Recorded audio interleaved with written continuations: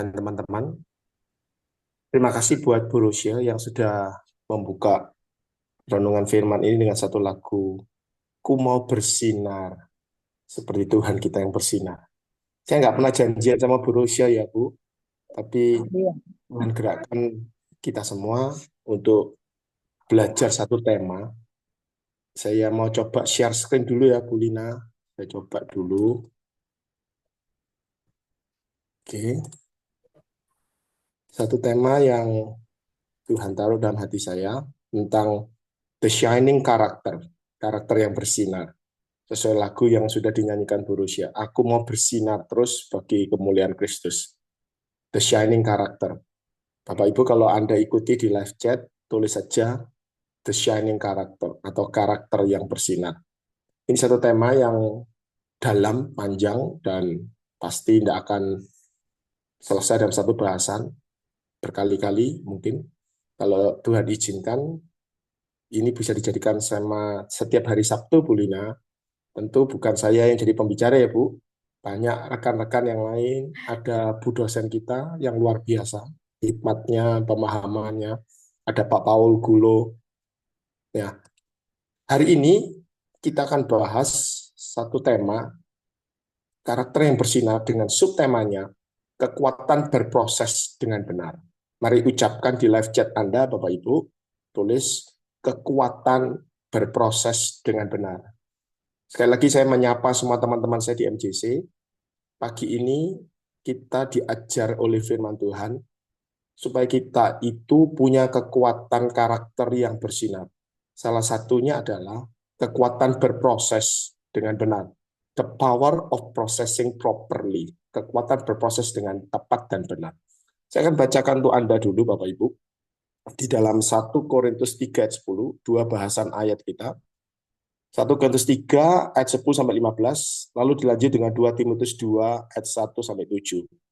1 Korintus 3 ayat 10 sampai 15 dan 2 Timotius 2 ayat 1 sampai 7. Demikian bunyi firman Tuhan. 1 Korintus 3 ayat 10. Judul berikutnya adalah dasar dan bangunan. Sesuai dengan kasih karunia Allah yang dianugerahkan kepadaku. Aku sebagai seorang ahli bangunan yang cakap telah meletakkan dasar dan orang lain membangun terus di atasnya. Tetapi tiap-tiap orang harus memperhatikan bagaimana ia harus membangun di atasnya. Karena tidak ada seorang pun yang dapat meletakkan dasar lain daripada dasar yang telah diletakkan, yaitu Yesus Kristus. Ini penting, garis bawahi. Tidak ada dasar yang lain, hanya satu dasar, yaitu Yesus Kristus. Entahkah orang membangun di atas dasar ini dengan emas, perak, batu permata, kayu, rumput kering, atau jerami. Sekali kelak, pekerjaan masing-masing orang akan nampak, dan hari Tuhan akan menyatakannya. Sebab ia akan nampak dengan api, dan bagaimana pekerjaan masing-masing orang akan diuji oleh api itu. 14. Jika pekerjaan yang dibangun seseorang tahan uji, ia akan mendapat upah. Jika pekerjaannya terbakar, ia akan menderita kerugian, tetapi ia sendiri akan diselamatkan, tetapi seperti dari dalam api. Ya, itu uh, satu ayat kita ya. Kenapa kok? Oke. Kita lanjut pembacaan kita yang kedua, 2 Timotius 2. 2 Timotius 2 ayat yang pertama sampai yang ke-7. 2 Timotius 2 ayat pertama sampai 7. Panggilan untuk ikut menderita. Sebab itu, hai anakku, kata firman Tuhan, jadilah kuat oleh kasih karunia dalam Kristus Yesus. Apa yang telah engkau dengar daripadaku di depan banyak saksi, percayakanlah itu kepada orang-orang yang dapat dipercayai, yang juga cakap mengajar orang lain. Siapa orang-orang yang dapat dipercayai? Itu teman-teman kita, komunitas kita MJC. Percayakan itu kepada orang yang dapat dipercayai, yang juga cakap mengajar orang lain. Di ruangan ini, saya melihat banyak rekan-rekan saya, orang-orang yang bahasanya Pak Nixon, hambanya yang diurapi. Orang-orang yang cakap mengajar orang lain. Ayat yang ketiga, ikutlah menderita sebagai seorang prajurit yang baik dari Kristus Yesus. Seorang prajurit yang sedang berjuang, tidak memusingkan dirinya dengan soal-soal penghidupannya. Supaya dengan demikian, ia berkenan kepada komandannya. 5. Seorang olahragawan hanya dapat memperoleh mahkota sebagai juara apabila ia bertanding menurut peraturan-peraturan olahraga. 6. Seorang petani yang bekerja keras haruslah yang pertama menikmati hasil usaha. Perhatikan ayat yang ketujuh, Bapak Ibu. Semua kalau buka Alkitab, baca bersama-sama dengan saya. Ayat ketujuh. 2, 3. Perhatikanlah apa yang kukatakan. Tuhan akan memberi kepadamu pengertian dalam segala sesuatu. Amin. Kata firman Tuhan, berbahagialah setiap orang yang dengar firman Tuhan, kemudian menerimanya, mempercayainya, menyimpannya baik-baik dalam hatinya, dan dengan setia melakukannya dalam kehidupannya sehari-hari, sehingga kehidupannya makin berbuah-buah. Kata firman Tuhan, orang itu disebut berbahagia. Bapak Ibu, saya selalu ditanya dengan pertanyaan yang sama. Bahkan di ruangan ini, berkali-kali sudah diberikan pengajaran, tetap saja ditanyakan. Apa itu pertanyaannya, Bu Lina? Pak Jo, apa sih yang disebut dengan karakter itu? Karakter, secara sederhana, saya tidak mau membuat Bapak Ibu berpusing-pusing. Karakter secara sederhana adalah kekuatan berespon dengan tepat pada waktu Anda sedang tertekan. Pelan-pelan ya. Penjelasan karakter yang sangat sederhana, yang gampang dimengerti. Karakter adalah siapa Anda, bagaimana Anda bereaksi, berespon dengan tepat pada waktu Anda sedang tertekan. Itulah sebuah kekuatan dalam diri kita. Penjelasan yang kedua adalah kekuatan moral, kekuatan mental Anda pada waktu Anda sedang tertekan. Nah, ada satu kehidupan ketika kita tertekan, Alkitab mengajarkan supaya Anda berproses dengan benar. Setiap kita di ruangan ini pasti menghadapi yang namanya proses kehidupan, tekanan dalam kehidupan. Nah, Bapak Ibu, saya akan mulai renungan ini secara cepat. Saya tidak tahu apakah renungan ini bisa selesai, Bu Lina, tapi saya mencoba menyelesaikannya. Sebab itu, sebagai seorang pilot yang baik, waktu kita naik pesawat, pilot selalu berkata, kencangkan ikat pinggang, sabuk pengaman, kita akan berangkat. Sebagai seorang sopir dan pilot yang baik, saya juga mengajak pada teman-teman semua, duduklah yang manis, Bu Lina, kencangkan sabuk pengaman Anda, siapkan minuman dan sedikit kudapan. Kalau saya nggak ada kudapannya, Bu. Dan kita akan meluncur dalam sebuah pengajaran. Teman-teman, dua ayat yang sudah kita baca, 1 Korintus 3 ayat 10-15 dan 2 Timotius 2 ayat 1-7, Alkitab dengan tegas menyatakan kepada kita semua, baik secara tersirat maupun tersurat, Alkitab memberikan pengajaran bahwa kalau hidup Anda ingin berhasil dengan baik, ada suatu proses hidup yang harus Anda dan saya jalani dengan kuat dan benar.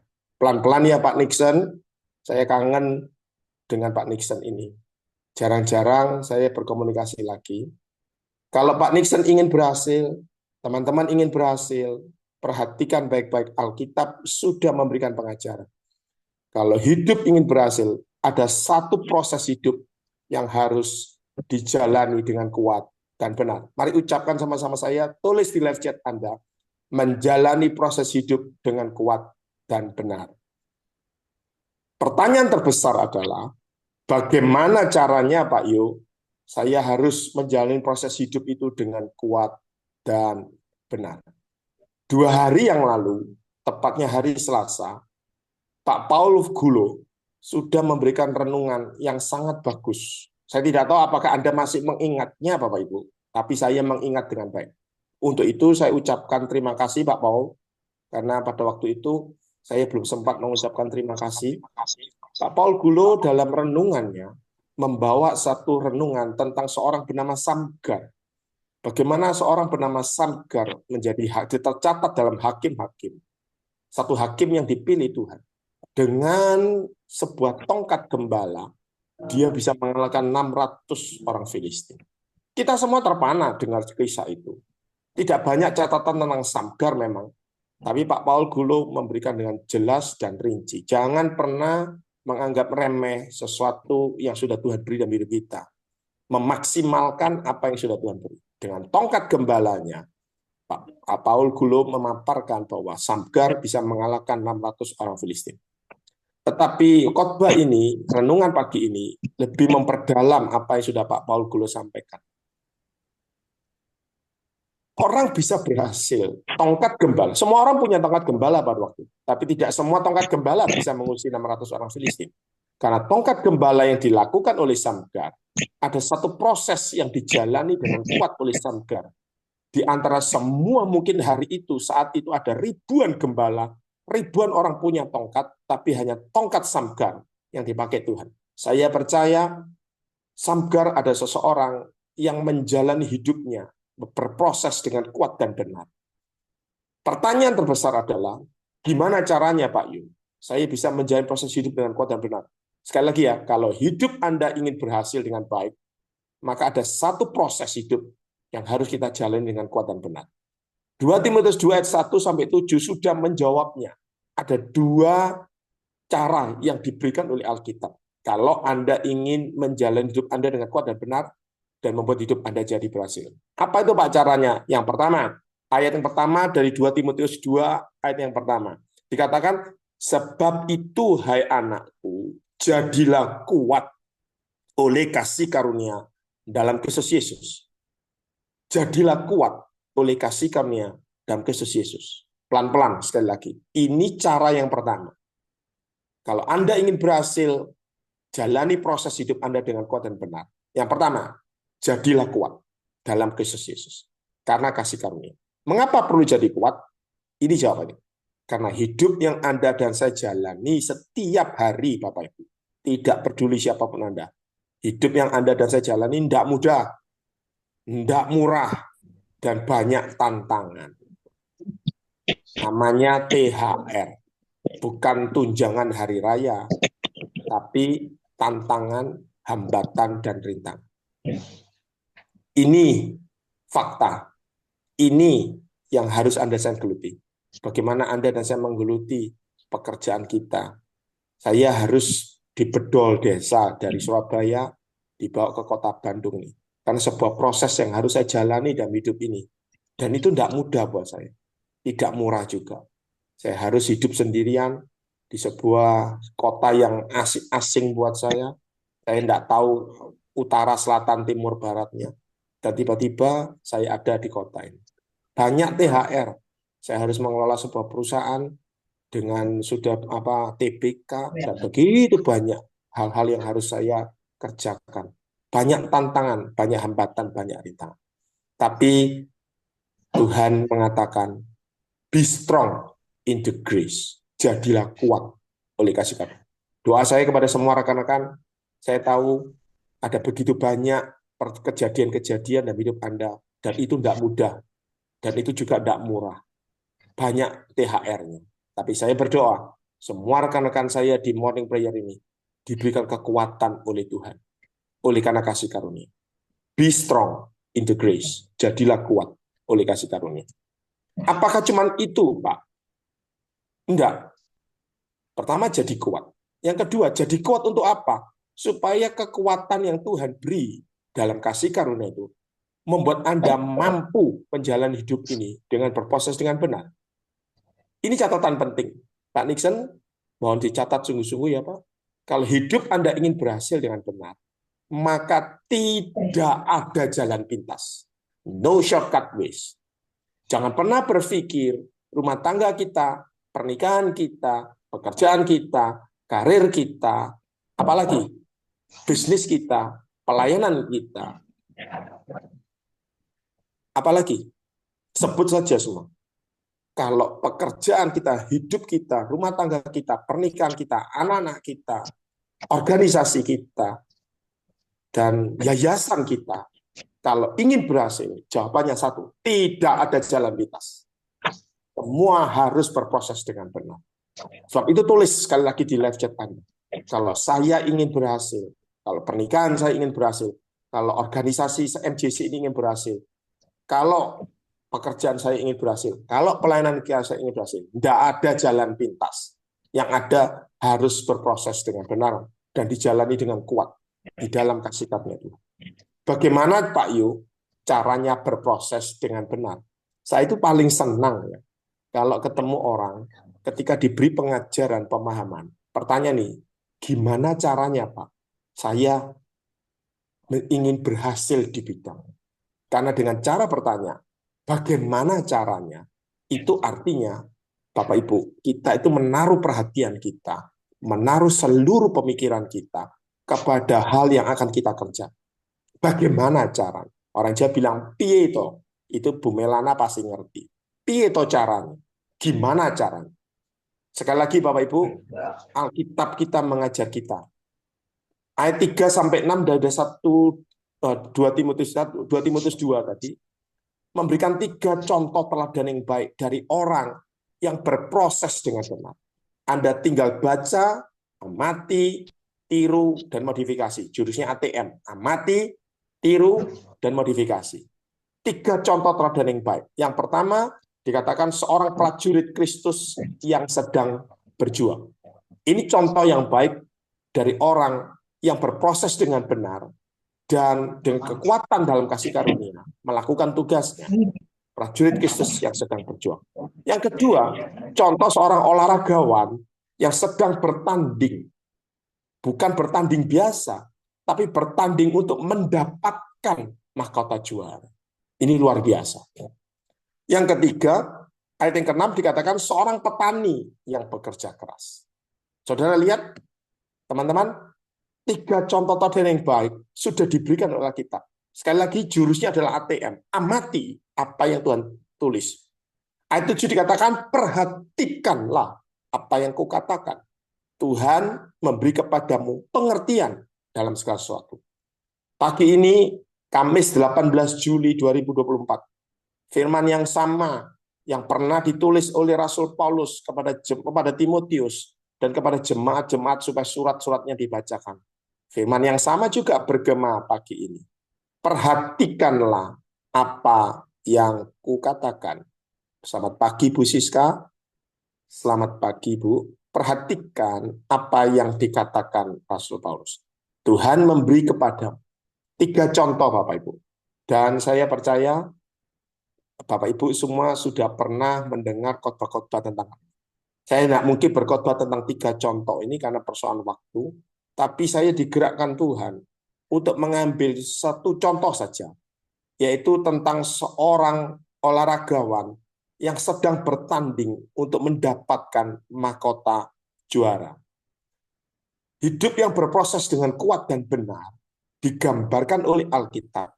Salah satu contoh atau teladan yang baik adalah dari seorang olahragawan yang bertanding untuk mendapatkan mahkota juaranya. Pelan-pelan. Hidup yang berproses dengan kuat dan benar diberikan oleh Alkitab. Salah satu contoh atau teladan yang baik adalah dari seorang olahragawan yang sedang bertanding untuk mendapatkan mahkota juaranya. Bapak Ibu, saya akan memfokus pada hal ini. Semoga ini bisa mencerahkan kita semua.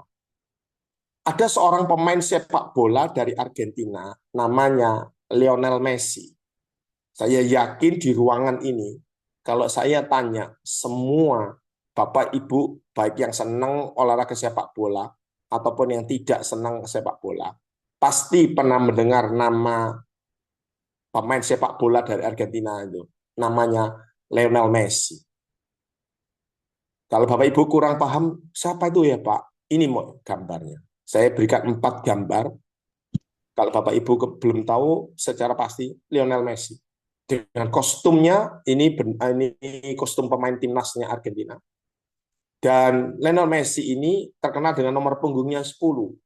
Menyandang kapten, ban kapten, kuning ini ban kapten. Dia adalah kapten dari timnas Argentina. Gambar kedua, inilah ketika dia bertanding, gaya dan penampilannya di lapangan. Percaya dirinya tinggi, kocekan bolanya dahsyat, penetrasinya luar biasa, dan dunia sedang menanti-nantikan kalau Lionel Messi itu tahun di lapangan. Saya bukan penggemar Lionel Messi, tapi saya suka mengamati bagaimana pemain ini bekerja, berperforma di atas lapangan. Gambar yang ketiga, inilah puncak dari karirnya dia. Ketika dia memimpin timnas Argentina, mendapatkan mahkota juaranya, yaitu Piala Dunia 2022 yang kemarin dihelat di Qatar. Di final itulah Argentina berhasil setelah 36 tahun Argentina tidak pernah berhasil dalam Piala Dunia yang digelar tiap 4 tahun. Penantian panjang 36 tahun ditebus oleh Lionel Messi dan dia mendapatkan mahkota juaranya. Saudara lihat gambar ketiga dan gambar 4. Ini membuat Lionel Messi tercatat dalam sejarah tinta emas sepak bola dunia, terutama di Argentina. Dialah kapten timnas Argentina yang membawa pulang Piala Dunia dalam Piala Perhelatan Piala Dunia 2022 yang lalu. Nah, Bapak Ibu, sedikit biodata dari Lionel Messi. Mengapa saya menyampaikan ini? Kan ada satu yang akan saya tuju, kekuatan berproses dengan baik dan benar. Ini sedikit biodata Lionel Messi, lahir 24 Juni 1987, sekarang mungkin usianya sudah 38 tahun ya. Tingginya tidak tinggi-tinggi banget Bapak Ibu, 1,69 meter. Masih gagah Pak Weni. Boksu Weni itu tinggi banget, gagah. Penampilannya ya mempesona Bu Eri, sehingga Bu Eri langsung terkiwir-kiwir. Kalau orang Jakarta bilang termehek-mehek. Tapi Lionel Messi sebagai pemain sepak bola profesional, tingginya tidak sampai 1,7 Bapak Ibu. Masih tinggi, lebih tinggi saya. Tapi jangan pandang rengek, ini dengan orang. Dia sudah menikah dengan 3 anak. Julukannya di lapangannya adalah Lapulga. Lapulga itu artinya sikutu. Mengapa? Ya karena kecilnya itu. Tapi kalau dia kecil bawa bola, orang yang tingginya, pemain-pemain sepak bola Eropa rata-rata tingginya hampir mendekati 2 meter semua. Itu kalau dia melewati mereka itu seperti meliuk-liuk. Klubnya yang sekarang, setelah lama di Barcelona, dia pindah ke Inter Miami di Amerika. Nomor punggung timnas, nomor 10, posisinya striker. Prestasinya, Bapak Ibu, dengan badan sekecil itu, prestasinya ya 7 Ballon d'Or. Satu penghargaan pemain terbaik di dunia didapatkan 7 kali, bukan 1-2 kali. Sekali lagi, ini bukan pemain kaleng-kaleng. Ini pemain yang mendapatkan mahkota juaranya 7 kali prestasinya. Luar biasa, satu dunia. Dipilih 7 kali. Dia punya istri namanya Antonella Roccuzzo, menikah 2017. Ini Bapak Ibu catatannya. Gaji penghasilannya berapa Pak Jo? Sekedar diintip ya. Dan tahan nafas Anda supaya Anda tidak kaget. Gajinya adalah 3,4 juta pounds per musim. Kalau dirupiahkan kira-kira 767,8 miliar. Bu Lina, Ibu pernah lihat duit 767,8 miliar dalam satu musim. Satu musim itu kira-kira 10 bulan Bapak Ibu. Berarti kalau di kurs rupiahnya sebulannya kira-kira 63,9 miliar gajinya. Ini gaji dari pemain sepak bolanya saja. Belum dari sponsor, belum dari yang lain-lainnya. Belum dari penjualan jersey-nya dan semuanya. Dan kalau saya rupiahkan dalam sehari, dapat 2 miliar lebih. Siapa yang di ruang NDC ini ingin punya duit, dikasih duit gaji sehari 2 miliar. Boksu ini mau dapat 2 miliar sehari? Mungkin sudah Mau lewat lah, itu ya. mengucap syukur, Pak. Mengucap syukur ya. Pertanyaannya siapa yang mau kasih Pak Benny 2 miliar lebih sehari? Makanya itu, Pak. Nggak ada. Nah, Tapi percaya Bapak sama Ibu, Tuhan aja. semua kalau kita lihat begini, kita ini semua senang. Tapi tahukah Anda bagaimana Lionel Messi ini berproses, Bapak Ibu? Semoga Bapak Ibu bisa tahu ya. Ini penjalani proses sebelum Lionel Messi masuk di titik itu. Ini perjalanan karirnya. Mari kita cermati bersama. Ini poinnya. Kekuatan menjalani hidup dengan kuat, berproses dengan tepat dan benar. perjalanan karir Lionel Messi dalam berproses. Lahirnya di Rosario, satu kota di daerah provinsi Santa Fe, di daerah Argentina. Usia 5 tahun, dia mulai bermain sepak bola. Di kampung-kampung di Indonesia, banyak anak muda usia 5 tahun juga main sepak bola. Tapi hanya satu Lionel Messi yang berhasil. Siapa Messi? Dari keluarga pekerja pabrik. Orang tuanya seorang buruh di pabrik. Miskin hidupnya. Pelan-pelan. Bagaimana mungkin seorang yang punya penghasilan 2 miliar lebih dalam sehari? Berasal dari mana? Dari sebuah keluarga pekerja pabrik. Kalau kita adalah buruh pabrik. Dan miskin. Pada waktu Messi kecil ini, 5 tahun bermain sepak bola, dia sangat suka bermain sepak bola. Dia gemar bermain sepak bola. Tapi orang tuanya melihat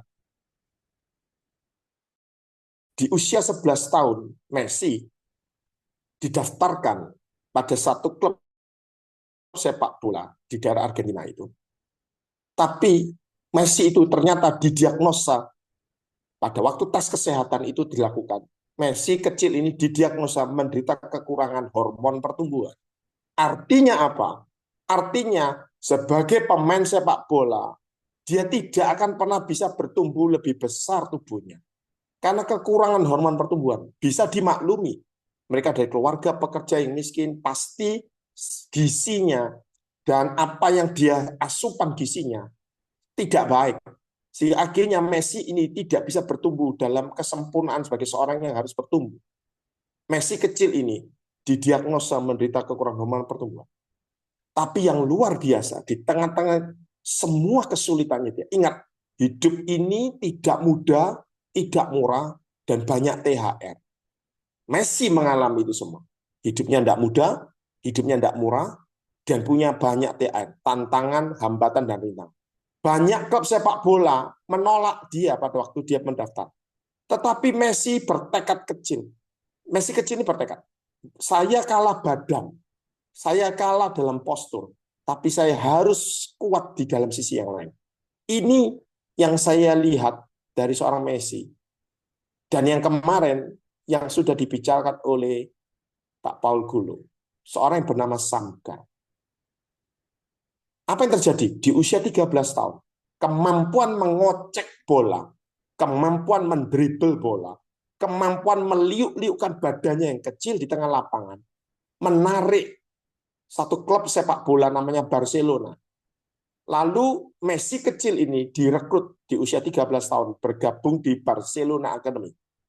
Messi sangat berterima kasih ada klub sepak bola selevel Barcelona merekrut dia. Dia giat berlatih lebih jelas lagi. Berlatih sangat keras lagi. Disiplinnya tinggi dari level junior sampai ke senior. Dan apa yang terjadi Bapak Ibu? Messi berhasil di Barcelona Academy. Ini catatan pertama. Tiada keberhasilan tanpa berproses dengan kuat dan benar. Pelan-pelan. No shortcut way for to be success. Tidak ada jalan pintas untuk berproses dengan kuat dan benar. Semua olahragawan yang berprestasi, bukan yang kaleng-kaleng ya Bapak Ibu, pasti mendambakan medali kemenangan. Maka pertanyaan terakhir sebelum saya mengakhiri renungan ini, bagaimana caranya Pak Yohanes saya mendapatkan medali kemenangan? Alkitab sudah memberikan petunjuk kepada kita. Ada 2 syarat menjadi seorang olahragawan yang berprestasi dan mendapatkan medali kemenangan. Doa saya kepada semua rekan-rekan saya di Morning Prayer MJC. Saya tahu sekali lagi, hidup Anda tidak mudah, hidup Anda tidak murah, ada banyak tantangan, hambatan, dan rintangan THR Anda. Dan berkali-kali Anda memutuskan mau berhenti, melempar handuk, tanda menyerah. Berkali-kali Anda berpikir, saya tak keluar dari pelayanan ini. Saya tak berhenti dari pelayanan ini. Saya tak menyudahi saja pernikahan ini. Lebih baik saya mundur saja dari pekerjaan saya. Berkali-kali dalam pikiran kita memutuskan menyerah, tidak berani, tidak mampu melewati itu semua. Tapi pagi ini, sekali lagi Kamis 18 Juli 2024, Anda dan saya disegarkan oleh firman Tuhan. 2 hari yang lalu, Pak Paul Gulo memberikan satu perenungan tentang seorang bernama Samgar.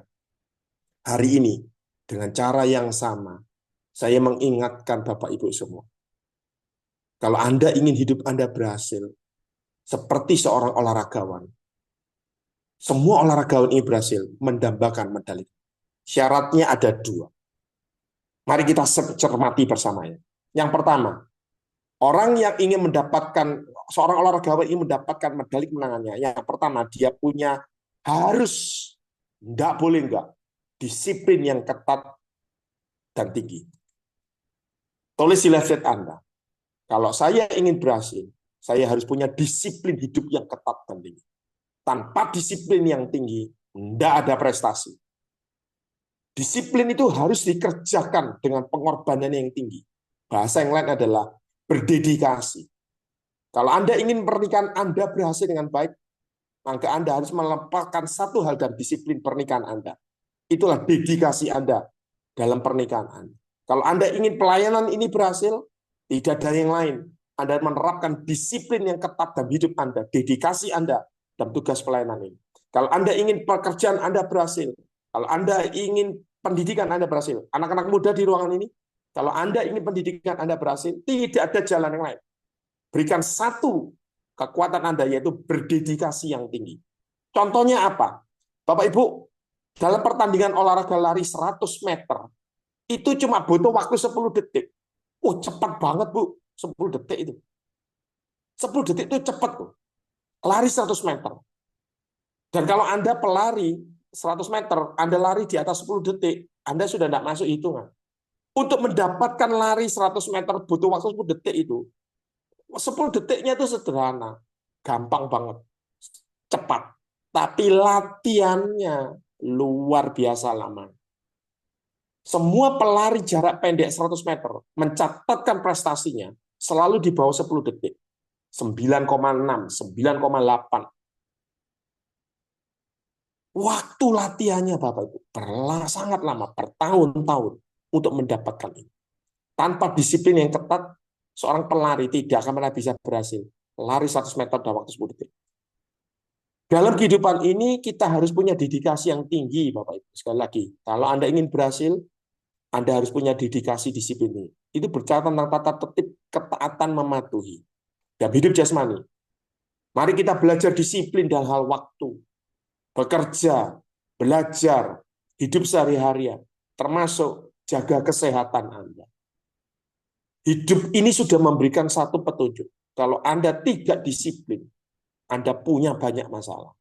Contoh kesehatan kita. Kalau Anda tidak pernah punya dedikasi yang baik, menjaga kesehatan Anda dengan baik, satu kali Anda akan menghadapi masa-masa yang disebut dengan banyak tantangan, banyak kesulitan, dan banyak hambatan.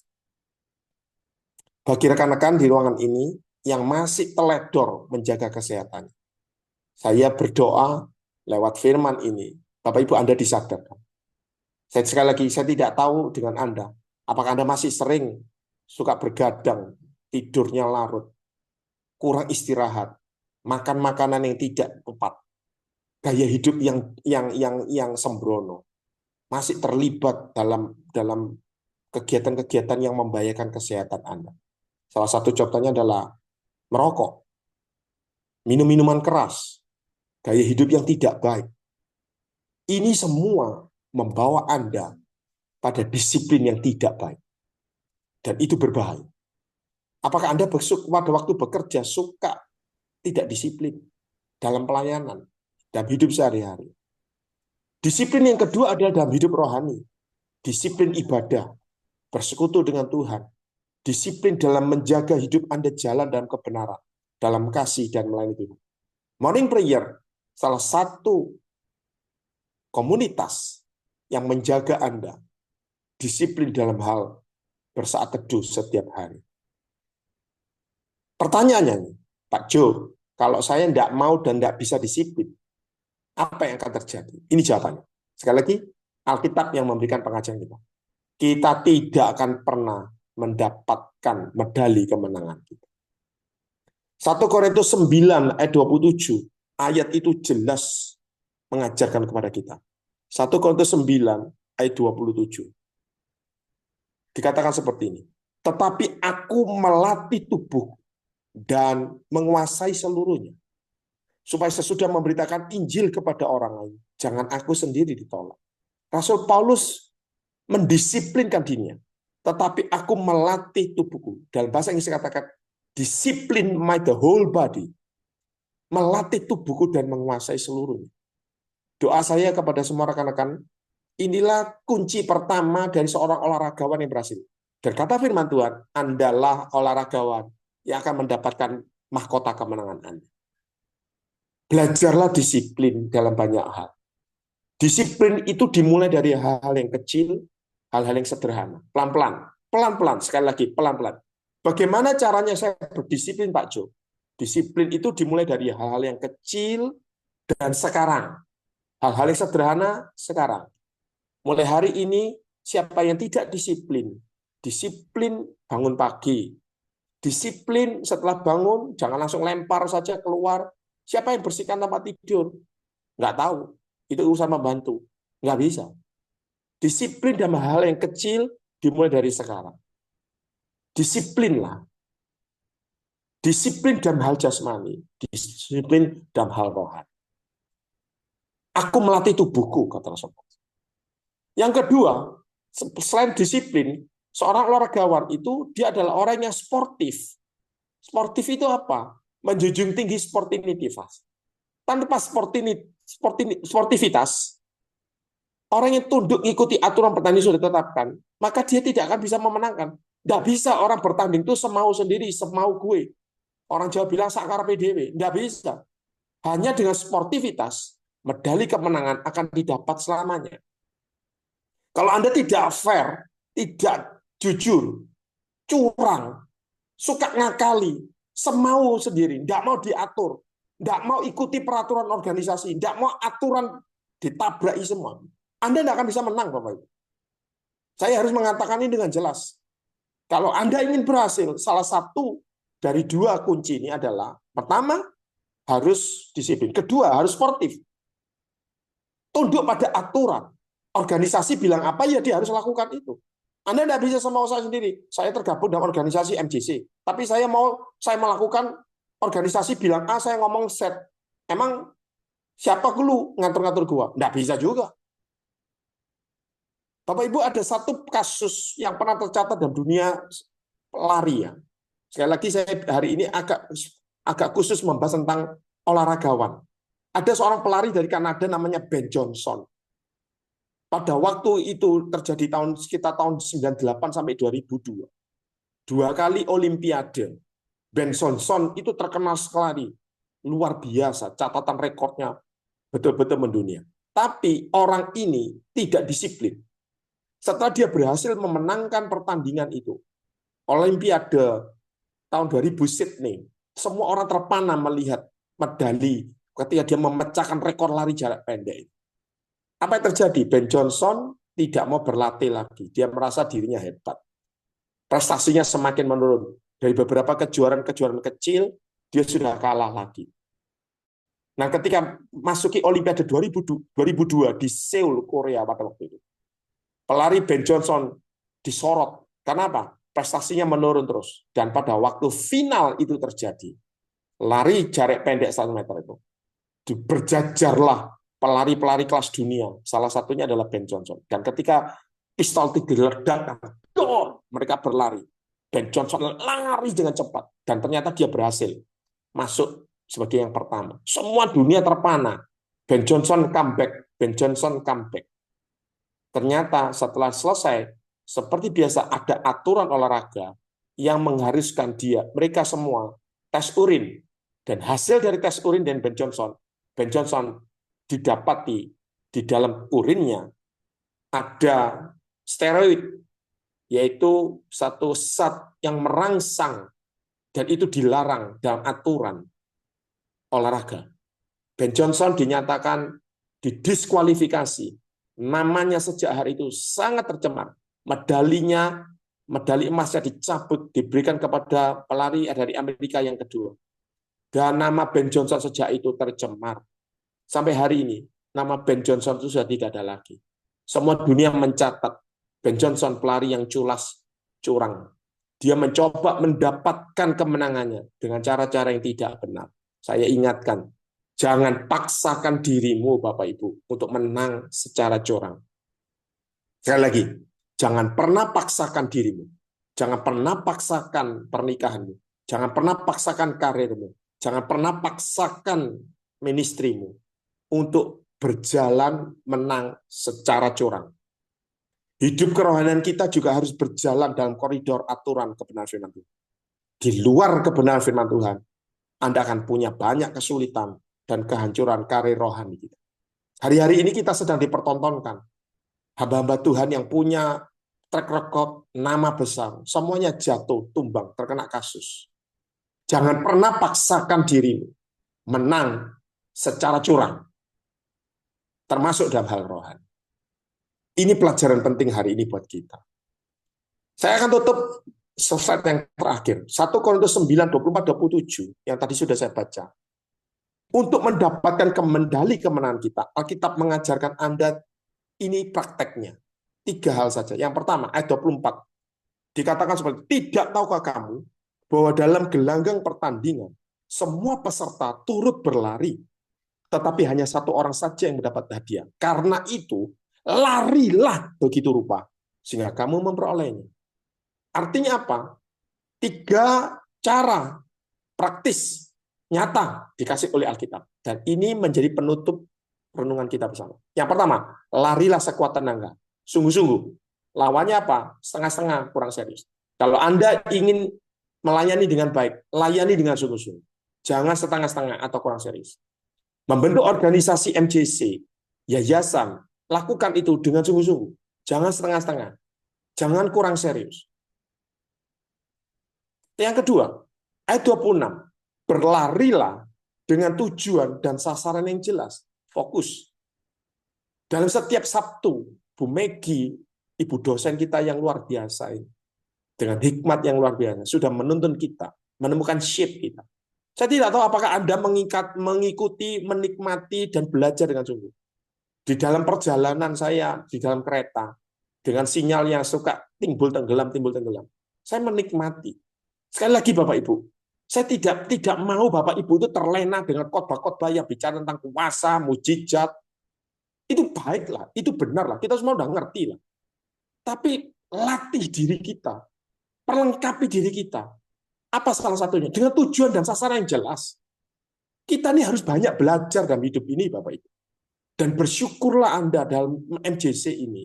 Kalau Anda, Bapak Ibu, diberi pengajar-pengajar, rekan-rekan pengajar yang luar biasa. Ada tujuan hidup ini yang jelas. Sasarannya jelas. Bu Megi dalam setiap Sabtu memberikan pemaparan tentang shape kita, bentuk kita. Minggu kemarin kita ditanya tentang yang disebut dengan heart, yaitu bicara tentang apa? Tentang cara kita hidup, passion kita itu kemana. Ini tujuan kita yang jelas. Kalau hidup ini tidak punya tujuan, Anda ngawur, Bapak Ibu. Dan jangan berikan tujuan hidup Anda seakan-akan remote tombol ATM, masukkan, tekan pin, uang keluar sendiri. Jangan kalah apa-apa. Doa, dapat mujizat. Itu iya, itu bagian Tuhan sudah memberkati kita. Setiap pagi matahari terbit, untuk Anda dan untuk orang yang tidak kenal Tuhan. Tuhan sudah selesaikan tugasnya, memberkati Anda, memberikan penyertaannya setiap hari. Ya dan amin, tidak usah diragukan lagi. Nggak usah berteori lagi. Tetapi bagian Anda harus Anda kerjakan. Hiduplah dengan tujuan dan sasaran yang jelas. Lawannya apa? Hidup tanpa tujuan sasaran yang jelas. Sekali lagi, kalau hidup Anda tidak punya tujuan, hidup Anda tidak akan bergerak. Yayasan MJC kalau tidak punya tujuan yang jelas, maka jalannya akan ngawur. Orang akan bersemak. Sama sendiri, mau mengerjakan ini, mau mengerjakan itu. Karena tidak jelas itu tadi. Yang ketiga, ayat 27 dikatakan melatih tubuh dan menguasai seluruhnya. Disiplin my body. Lawannya hidupnya sama sendiri santai.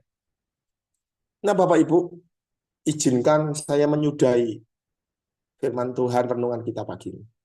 Saya rindu sekali lagi doa kita bersama. Kita menaruh semua hati kita, waktu-waktu kita, perhatian kita di pagi hari ini. Memohon pimpinan dan penyertaan Tuhan. Membangun match doa kita. Tetapi Tuhan juga ingin Anda dan saya hidup dengan benar. Hidup dengan kuat. Menghadapi hidup ini dengan kekuatan yang sudah Tuhan beri. Be strong in the grace. Pak Weni dan rekan-rekan semua, mari kita lebih fokus lagi hidup. Bawalah kapal MJC ini yang dipercayakan Tuhan lewat ketua kita, Bu Yudi, dan rekan-rekan yang lain. Lebih fokus lagi, lebih serius lagi, lebih saling menghormati lagi. Dinamika yang terjadi hari-hari ini, mohon izin, sekali lagi mohon izin. Hentikan respon yang tidak tepat, suara-suara atau tulisan-tulisan yang akan memperkeruh suasana. Calm down dulu. Ingat pelajaran konflik kita. Hari ini saya lihat kapal MJC sudah ada dalam badai dan konflik itu sudah terjadi. Tugas kita bersama menurunkan tensi konflik, mencapai pada taraf kesepahaman. Jangan dinaikkan. Konflik level 4 itu sudah terjadi. Eksis atau lenyap itu sudah terjadi. Tugas Bu Yudi, Pak Weni, dan semua rekan-rekan yang cinta dan yang mau sungguh-sungguh dalam yayasan ini, lakukan yang benar. Beresponlah dengan tepat dan benar. Berproseslah dengan tepat dan benar. Bagaimana dengan Anda dan saya, Bapak Ibu? Hiduplah seperti seorang olahragawan yang sejati, yang berproses dengan kuat dan benar. Dan saya percaya MJC akan dapatkan mahkota kemenangan kita. Bukan untuk MJC saja, tapi untuk semua rekan-rekan di ruangan ini. Tuhan memberkati kita semua. Mari kita tundukkan kepala. Kami mengucap syukur Tuhan buat pagi ini. Terima kasih kami diberi kesempatan satu kali lagi membangun mezbah doa kita, bersekutu, memohon pimpinan, pencerahan, urapan Roh Kudus, memberikan pengajaran dalam hidup ini.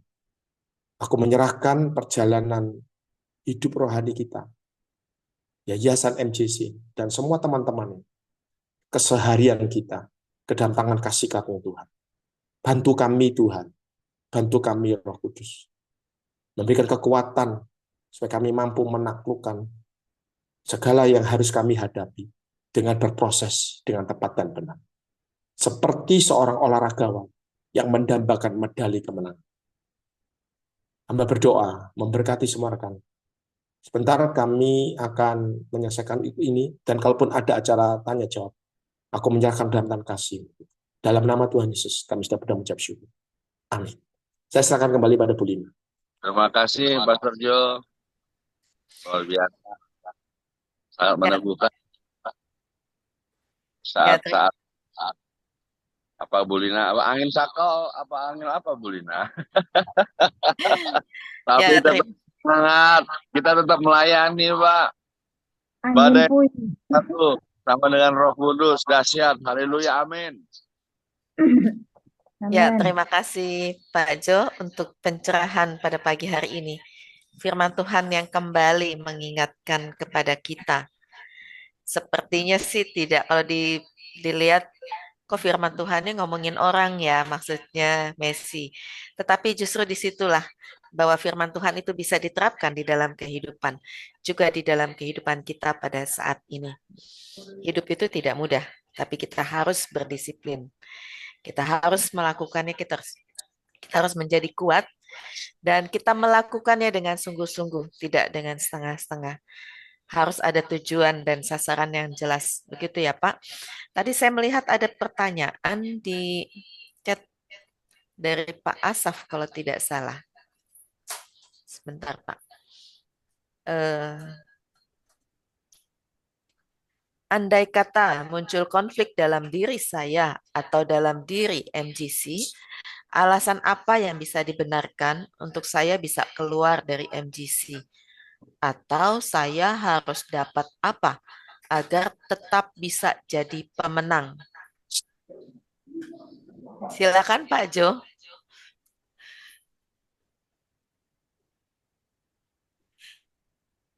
Bu, saya bukan tidak mau menjawab ya, karena waktu ya, karena saya harus segera pergi. Tapi waktu saya sudah pesan kepada eh, teman duet saya, ibu dosen kita.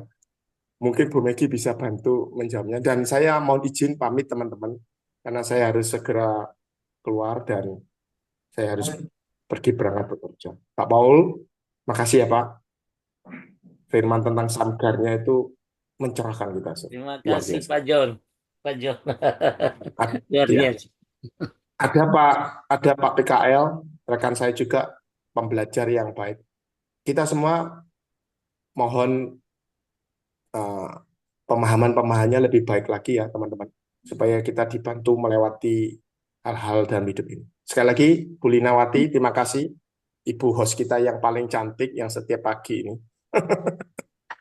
Makasih, saya pamit dulu teman-teman. Tuhan berkati ya. Selamat bekerja, selamat berkarya Pak Jo. Tuhan memberkati. Berkati, terima kasih. Terima kasih Pak John. Terima kasih Mas Yohanes. Ya, jadi katanya bisa dibantu Bu Megi atau siapapun. Apa alasannya kalau ada konflik dalam diri kita? Apa yang harus kita lakukan? Apa alasan yang benar atau dibenarkan untuk saya bisa keluar dari MGC atau harus tetap seperti apa agar bisa jadi pemenang? Ini sebenarnya ada pergumulan kita semua ya. Walaupun MGC ini adalah sebuah persekutuan doa juga di dalamnya yang sudah lebih besar lagi adanya sebuah yayasan. Nah, ketika kita selama ini ikut berpartisipasi, semua dianggap sebagai bagian dari MGC. Bagaimana ketika kita menghadapi, apakah seperti yang tadi, kita tetap mencari apa yang harus kita lakukan, mengejar semuanya, atau cara yang paling gampang, kita kabur. Silakan Bu Megi, atau yang lain akan membantu menjawab, memberikan pencerahan.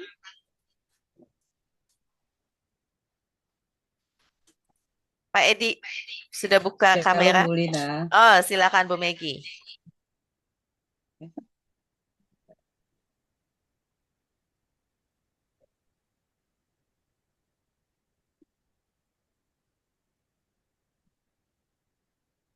Ya, shalom.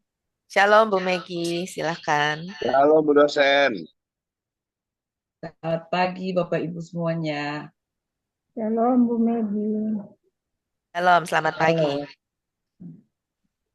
Oke, saya mungkin hanya bantu saja untuk menjawab. Sebenarnya kalau waktunya masih banyak sih Pak Jo bisa lebih menjawabnya ya. Tapi tidak apa karena memang harus berangkat kerja. Jadi kita saling bantu aja ya Bapak Ibu ya. Tadi kan ditanya apa alasannya? Alasan apa yang bisa melegalkan kita untuk keluar dari sebuah organisasi atau diri kita sendiri yang mengalami problem. Saya mungkin tidak menjawab dari sisi alasan apa, tetapi tatkala kita ada di sebuah organisasi, pasti kita punya tujuan. Itu dulu yang kita perlu pahami. Kalau dari versi saya seperti itu. Jadi saya bergabung, contohnya, mungkin kita kasih contoh MGC. Saya ada di MGC ini tujuannya untuk apa gitu ya? Tujuannya untuk menjalankan apa? Nah itu aja, itu dulu yang perlu kita pahami secara baik sehingga tatkala kita ada di satu komunitas itu, kita akan menjalaninya sesuai dengan tujuan yang kita sudah sepakati. Pasti punya tujuan pribadi, bahkan punya tujuan bersama. Yang paling penting ini adalah tujuan bersama. Itu sebabnya saya berulang kali memberikan usul ya kepada MGC untuk kita menyepakati berbagai hal yang seharusnya kita jalankan. Contohnya kita bersyukur kita sudah mulai masuk ke kemarin sudah pembuatan visi misi karena MGC ini kan sudah masuk sudah diakte notariskan, jadi sudah sah ya. Tetapi bukan hanya itu saja yang kita harus pikirkan. Ada poin-poin penting lain yang menjadi penting yang harus kita lakukan dalam hari ini, kesepakatan bersama, tujuan bersama. Nah, itu dulu yang melandasi kita untuk kita tetap ada di MDC atau tidak, atau kita harus keluar. Kalau semua tujuan itu kita sepakati di awal dengan baik, maka saya percaya orang-orang yang sejalan dengan itu akan sama-sama berkomitmen untuk menjalankan tujuan itu, menjalankan tujuan yang sudah disepakati bersama. Salah satunya adalah berkaitan dengan mungkin program-program yang kita sudah yang kemarin sudah kita sempat bahas, bagaimana kita membuat sebuah program-program kerja, arahnya kita itu mau kemana, sehingga jelas tatkala itu kita buat dan semua mensahkan itu, maka kita akan berjalan sesuai dengan hal itu. Kita berjalan sesuai dengan apa yang kita sepakati. Maaf Bapak Ibu, ini agak berisik, saya tutup pintu dulu.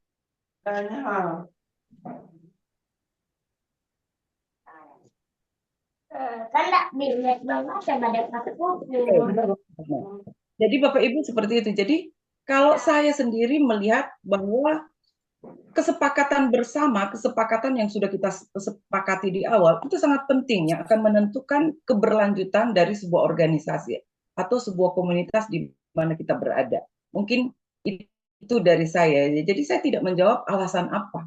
Alasan apa? Apakah suatu tujuan yang sudah kita sepakati itu sudah berjalan atau malah belum dibuat? Mungkin Bapak Ibu yang sempat ikut pertemuan dengan saya waktu itu, saya begitu greget banget memberikan usulan MDC itu jangan melangkah dengan tidak punya apa-apa. Kita seperti tadi Pak Jo bilang, kalau kita nggak punya tujuan, kita nggak tahu arahnya mau kemana. Kita nggak tahu tujuannya kita apa, arahnya mau kemana. Kita nggak akan dapatkan itu. Karena apa? Karena nggak jelas. Ya program-program dadakan pasti akan terjadi kalau kita nggak punya tujuan. Nggak ada sesuatu yang mengarahkan kita, yang menuntun. Di materi saya Sabtu kemarin, 2 Sabtu yang lalu juga saya penekanannya adalah bagaimana kita secara pribadi itu punya tujuan hidup ya. Bagaimana saya bisa membantu secara sederhana kita menemukan passion kita, menemukan panggilan kita, calling kita, dan itu sangat menolong kita untuk terarah hidupnya. Demikian juga dengan organisasi kita, dengan MGC ini. Nah, harapan saya memang sempat diskusi ya dengan Pak Jo beberapa hari terakhir ini, dan sangat berharap agar semua hal yang perlu ada kita segera buat gitu ya, segera buat, dan kita perlu sepakati, dan hal-hal apa yang harus dikedepankan di masa-masa seperti ini. Mungkin ada meeting internal yang akan dilakukan dengan Bapak Ibu di tempat ini, tapi kita akan sepakati waktunya ya. Seperti itu dari saya, Bu Lina, Pak Asaf. Jadi tidak seseorang dilegalkan untuk keluar, kan kita bingung. Andai kata alasan apa yang dibenarkan? Sebenarnya alasannya simpel aja, bagaimana tujuan bersama itu bisa tercapai dengan baik. Demikian tambahan dari saya. Tuhan berkati. Ya, terima kasih Bu Megi untuk jawaban dari pertanyaan Pak Asaf. Pak Asaf, sudah cukup atau ada pembahasan kembali atau pertanyaan untuk memperjelas kembali dari penjelasan Ibu Megi? Ada Lain Pak kali, Asaf? Bu. Lain kali saja katanya. Nanti kita bisa berbincang, berdiskusi dengan lebih sedikit ya. Ada lagi kah yang mau bertanya atau mau membahas atau meneguhkan? Pak Yoce, silakan kalau sudah buka kamera. Terima kasih. Shalom. Maaf, ini mungkin saya agak terlalu keras ya. Mau bertanya. MDC ini karakternya adalah untuk memberi sinar ya. Tapi kemarin saya banyak melihat di foto-foto yang di-share itu, apakah pelayanan ke Yogyakarta itu jalan-jalan sambil pelayanan atau pelayanan sambil jalan-jalan?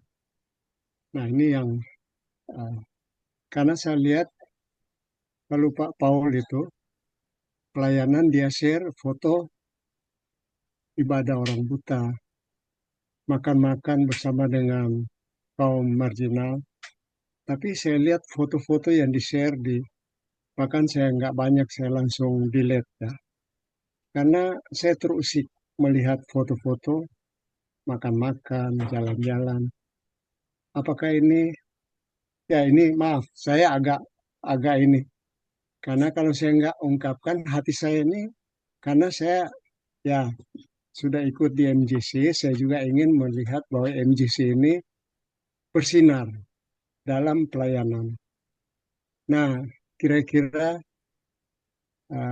apa yang saya sampaikan ini, bagaimana dengan MJC? Saya senang sih lihat ada foto-foto yang kebersamaannya.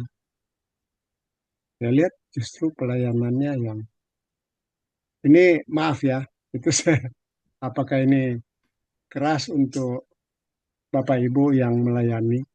Jadi pertanyaan saya, apakah ini pelayanan sambil jalan-jalan atau jalan-jalan sambil pelayanan? Saja, terima kasih.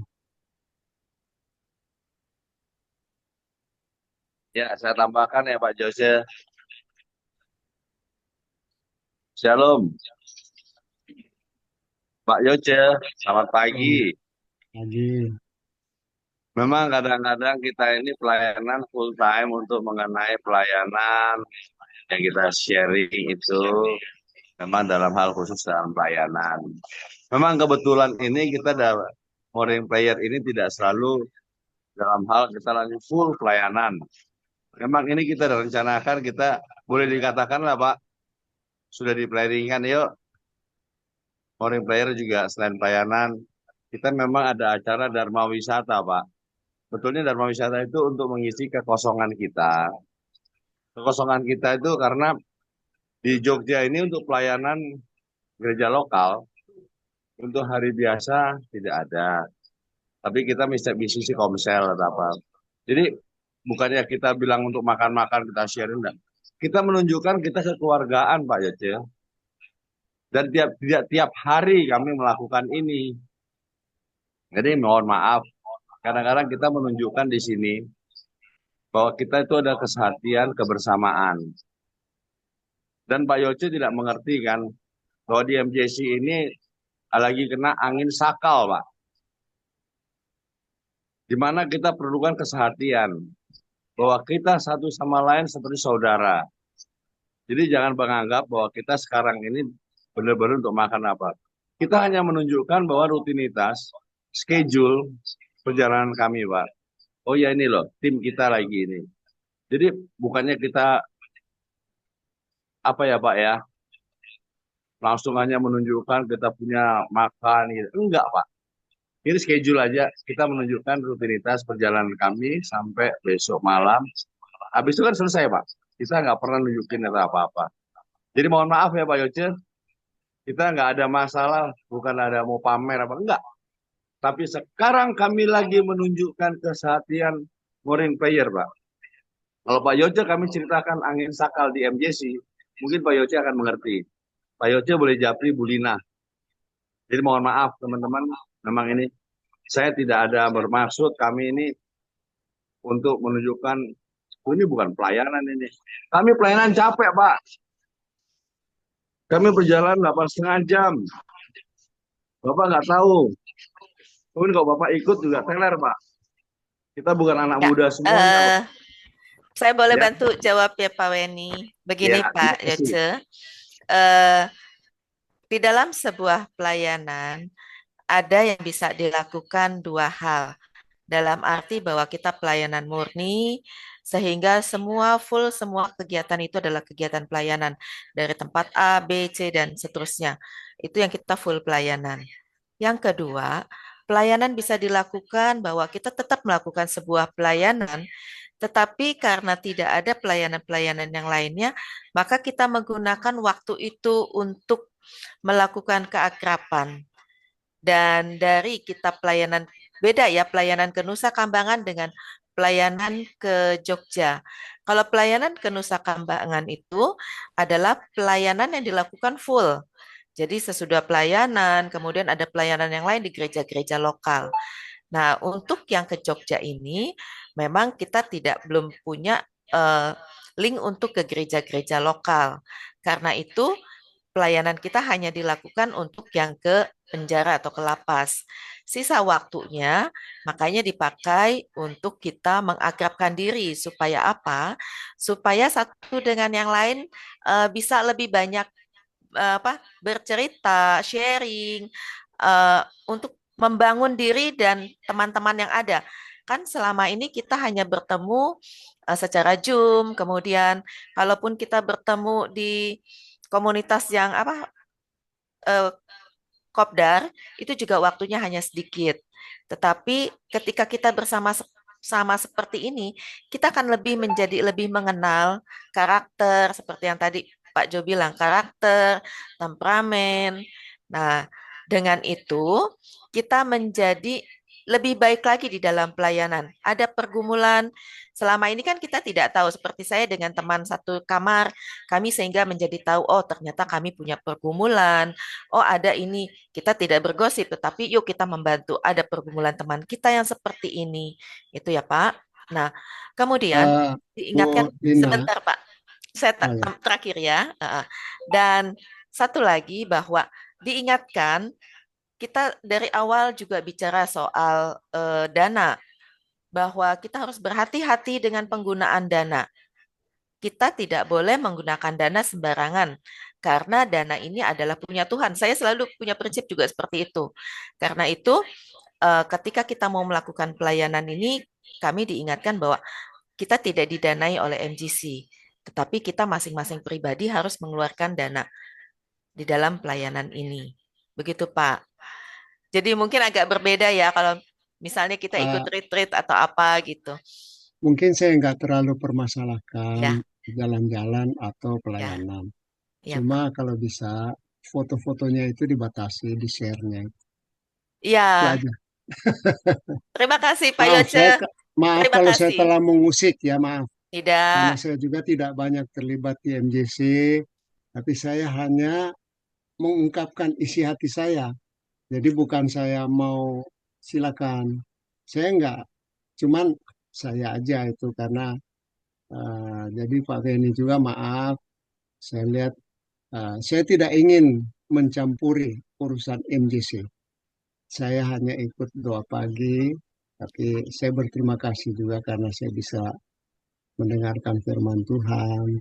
Cuma aja foto-foto aja itu Ya. menurut saya terlalu vulgar. Itu aja sih. Terima Oh ya, kasih. terima kasih Pak Yoce. Mohon maaf ya Pak, saya malah nggak sempet tuh lihat foto-foto. Mohon maaf. Tapi kalau memang tidak menyenangkan dalam arti ya itu ya. Jadi mungkin jadi penuh. Mohon maaf banget, mohon maaf. Tapi kami akan terima kasih untuk masukannya. Kami akan berubah menjadi lebih baik ya Pak. Untuk semuanya, untuk Tuhan dan terima kasih Pak Yoce. Masukan dari Pak Yoce ini akan membangun MGC untuk menjadi lebih baik. Benar-benar menjadi lebih baik ya Pak Yoce. Terima kasih. Silakan Pak Hengki. Ya, salam izin.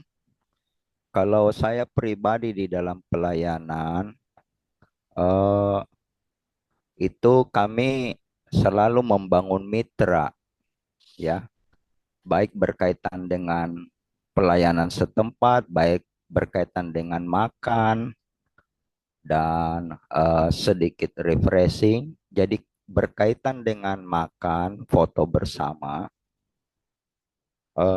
saya biasanya kaitannya membangun mitra dengan pengusaha atau rumah makan. Bisa aja yang kerjasama dengan saya pasti ngerti. Seperti pelayanan ke Nusa Kambangan. Nah, kalau ada teman-teman yang ada berkat, biasanya kan pesan makanan untuk kasih makan anak-anak dalam penjara. Nah, itu kita pesan makanan sama anak-anak Tuhan yang punya rumah makan. Begitu. Nah, setelah itu kita kembali pelayanan, selesai pelayanan siang, kita makan siang di rumah makan itu. dan kita makan dengan kasih karunia. Istilahnya eh, kasih karunia gratis tidak bayar. Jadi kita menikmati. Jadi kita saling eh, melengkapi satu sama lain gitu. Kalau ada yang mau bayar-bayar, tapi kalau tidak kita dikasih makan siang di rumah makan itu. Ya, Nah, dari sinilah sukacita itu kita biasa foto bersama, menunjukkan kepada teman-teman, inilah kebersamaan kita ya, berkaitan dengan makanan dan berkaitan dengan kebersamaan itu, bahwa kita pelayanan bersama, makan bersama, ini semuanya karena kita membangun hubungan, yaitu bermitra satu sama lain gitu. Nah, ya, seperti saya buka jalan untuk pelayanan ke Jogja gitu. Sudah ya, kenal apa ya, teman-teman MGC silahkan langsung gitu ke Jogja, membuka jaringan lagi. Jadi saya orangnya hanya memberi contoh, menghubungkan, memberi contoh caranya begini, begini. Ya supaya kita bangun itu eh, kaitannya dengan kemitraan gitu. Jadi kalau kita butuh soal makan minum, itu kita bangun hubungan dengan penjual rumah-rumah makan itu. Jadi kita beli di situ, ya kita juga dapat bonus-bonusnya seperti itu. Ya kalaupun memang ada yang mampu bayar ya silahkan gitu bayar, sambil makan bayar gitu. Jadi itu caranya saya membangun kemitraan di mana-mana pelayanan seperti itu. Supaya apa? Supaya ada kelanjutan di dalam pelayanan, kita bermitra berkaitan dengan pelayanan rohani, berkaitan dengan makan, dan berkaitan dengan apa lagi? Dengan tempat tinggal. ya, Saudaraku, kami ya. kemarin Terima kasih, Pak. dengan orang Amerika Ya, itu dapat villa, tidur di situ dengan ya, gratis ya. Terima seperti kasih. itu. Jadi semuanya ini tadi khotbah itu kita ini berproses, kita ini Ya, diproses gitu loh. Dengan betul, lewat Pak. proses itu, saran-saran dari semuanya teman-teman ini, masukan-masukan ini, Ya, Pak. lihat proses Ya, kami Pak. ini yang kami jalani. Terima kasih. Ya, terima kasih Pak Hengki untuk masukannya juga supaya kita semua berproses menjadi lebih baik. Bahwa yang kita lakukan semua bukan semata-mata untuk diri kita, tetapi yang kita lakukan adalah untuk hormat dan kemuliaan bagi nama Tuhan. Mohon maaf sekali lagi Bapak Ibu kalau tim pelayanan kami di dalam pelayanan ke Jogja ini tidak berkenan bagi Bapak dan Ibu. Tapi tidak ada maksud apa-apa ya Bapak Ibu. Semuanya terima kasih untuk masukannya. Semua pasti untuk kebaikan kita semua. Silakan Ibu Vera yang sudah raise hand. Ya, terima kasih buat waktu yang diberikan. Saya memberikan suatu kalau menurut saya tuh saya secara pribadi saya mau ngomong karena saya tenaga medis. Jadi kalau menurut saya eh, apa yang dilakukan oleh tim MCC itu sebagai bentuk untuk menjaga kesehatan. Karena terus terang dalam tim pelayanan, walaupun saya tidak pernah ikut dalam tim pelayanan MCC ini, saya mengikuti jejak pelayanannya, dan saya sangat bersyukur bahwa banyak yang bisa saya nilai, banyak yang bisa saya contoh dari semua tindakan MCC ini. Kalaupun misalnya dari segi foto-foto atau kebersamaan yang dilakukan dalam hal makan bersama, ya kalau menurut saya secara pribadi, saya sebagai orang medis, itu sebagai bentuk menjaga kesehatan kita, bagaimana supaya kita bisa tetap sehat di dalam menjalankan pelayanan kepada Tuhan. Demikian. Ya, terima kasih Bu Veronica untuk masukannya. Ya, bahwa pelayanan itu harus seimbang ya, pelayanan jasmani dan rohani. Semuanya terima kasih. Karena waktu juga, ya, mengenai karena waktu yang juga, ini maaf. saya setuju sekali. Memang dalam arti ini kita selalu tempat makan itu bukan hanya kita pamer-pamer untuk makan, tidak ya. Ya, mungkin Karena sudah selesai ya, Pak Weni. Karena waktunya juga sudah mau habis nih. Eh, Pak Edi membuka kamera terakhir ya, untuk Pak Edi. Ada Halo kesaksian gitu. semua, ya. Saya sih nggak ngerti ya masalahnya kenapa dan foto juga saya belum lihat. Hanya ini saya pengalaman di Full Gospel aja ya. Ya. Full Gospel Businessman Indonesia. Kita malah kalau mau ibadah makan-makan dulu. Dan memang selalu adakan ibadahnya di restoran ya. Tapi itu bukan untuk show kepada siapa, enggak. Emang untuk kebersamaan tadi ya.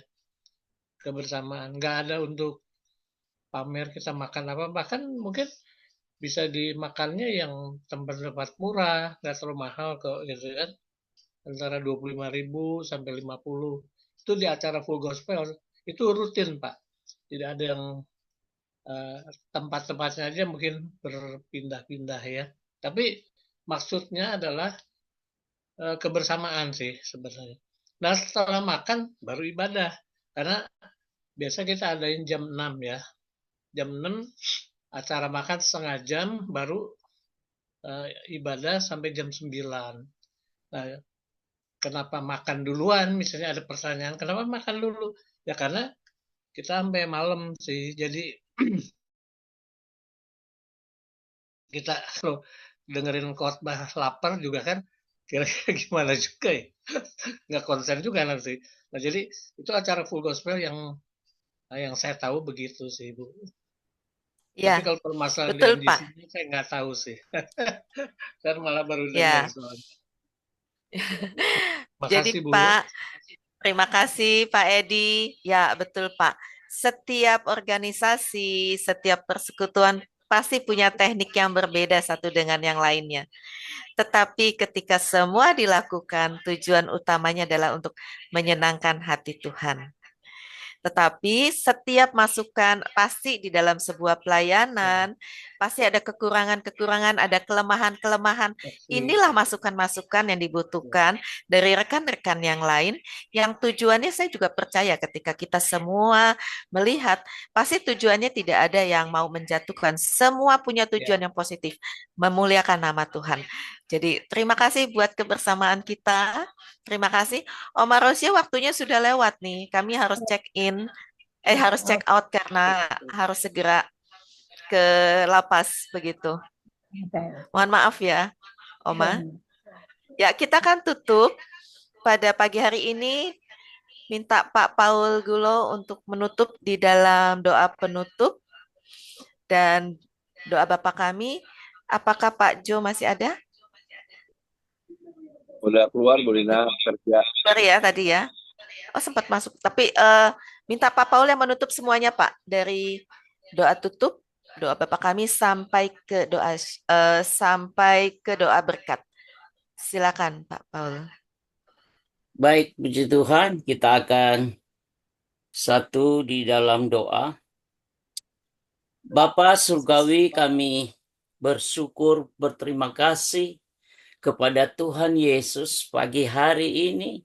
Kami dapat bersama-sama untuk bersekutu dengan Tuhan, memuji, menyembah Tuhan dalam roh dan kebenaran, dan teristimewa firman Tuhan yang sangat memberkati kami hari ini, bahwa kami sebagai orang-orang yang telah dipanggil di dalam Tuhan untuk melayani pekerjaan Tuhan dengan melakukan dengan benar, dengan disiplin dan hal-hal yang lain Tuhan, supaya semua apa yang kami kerjakan hanya untuk kemuliaan dan hormat bagi Yesus Kristus.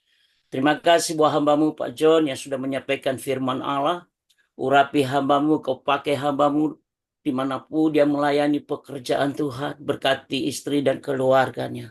Semua yang telah mengambil bagian pelayanan pagi hari ini, Tuhan memberkati kami semua. Kami bersyukur buat Serik yang sudah kami dengar, untuk kami dapat untuk maju terus di dalam Tuhan. Khususnya di MGC yang sudah dimulai dengan baik, dengan benar. Dan terus kami berharap dan bersandar kepada Kristus. Sesuai dengan visi misi melalui persekutuan ini untuk kami belajar, berakar, bertumbuh, berbuah di dalam Kristus. Untuk kami menjadi berkat, menjadi saksi. Untuk memenangkan jiwa-jiwa bagi Kristus.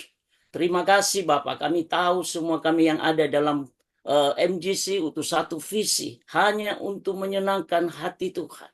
Terima kasih Bapak, berkati hamba-hamba-Mu yang telah mengambil bagian dalam pelayanan ini maupun juga sebagai pengurus dalam MGC. Ya, rekan-rekan yang ada di pelayanan di Jogja saat ini, Tuhan kau berkati mereka, kau urapi mereka, pakai mereka dengan luar biasa untuk memenangkan jiwa bagi Kristus. Terima kasih kami semua, kami yakin dan percaya bahwa nama Tuhan dipermuliakan di dalam pelayanan kami. Terima kasih Bapak, sementara kami akan berpisah-pisah satu sama lain. Biarlah Roh Kudus telah menuntun dan memberkati kami sepanjang hari ini. Kami dapat menikmati berkat Tuhan dan jadikan hidup kami untuk menjadi berkat sepanjang hari ini. Terpujilah Kau Bapa, di dalam nama Tuhan Yesus kami berdoa dan mengucap syukur yang telah mengajar kami untuk berdoa. Bapa kami yang ada di surga, dikuduskanlah namamu, datanglah kerajaanmu, jadilah kehendakmu di bumi seperti di surga. Berilah kami pada hari ini makanan kami yang secukupnya, dan ampunilah kami akan segala kesalahan kami, seperti kami juga mengampuni orang bersalah kepada kami. Dan jangan bawa kami dalam pencobaan, tetapi lepaskanlah kami dari yang jahat. Karena Engkau-lah yang mempunyai kerajaan dan kuasa dan kemuliaan sampai selama-lamanya. Saudara, arahkan tanganmu kepada Tuhan. Marilah kita pula membawa berkat, kasih karunia dari Allah Bapa yang telah nyata dalam Tuhan kita Yesus Kristus melalui persekutuan dengan Roh Kudus menyertai kita mulai pagi hari ini sampai Tuhan Yesus datang kembali untuk menjemput kita di awan-awan permai. Ya, percaya sama-sama katakan amin. Amin. Luar biasa. Amin. Ya, terima kasih Pak Paul, Pak Jo, Bu Melana, Pak Nixon, Terima kasih Om Leni. Yoce. Terima kasih kita semua. Ya, Tuhan Ya, memberkati. terima kasih Pak Yoce. Terima kasih Bu Tetap Doser, kita Ibu semangat. Maggie. Kita tetap Terima ada kasih satu di semua. dalam Tuhan. Ibu Lina, maju terus.